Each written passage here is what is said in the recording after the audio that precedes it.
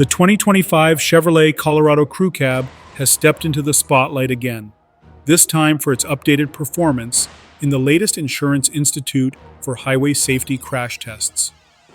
The results were a mix of solid improvements and lingering challenges, giving potential buyers a better picture of what to expect in terms of occupant protection.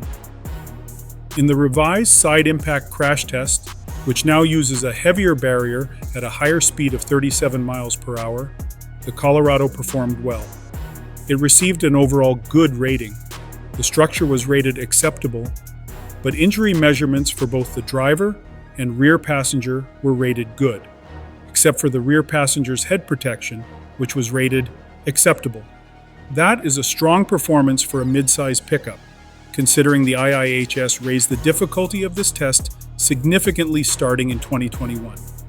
The updated moderate overlap front crash test, which simulates a 40 miles per hour collision with about 40% of the vehicle's front striking an obstacle, revealed a different story.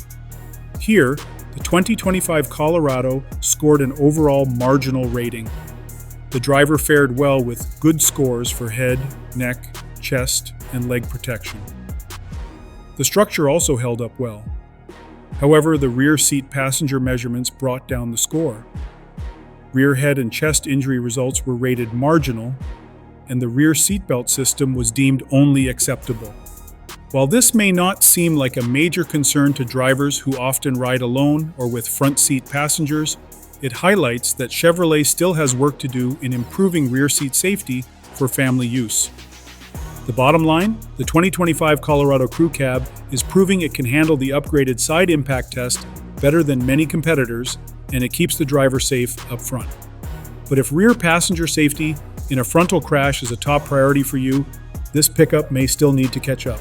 Do not forget to like, subscribe, and hit the notification bell for more honest breakdowns like this one.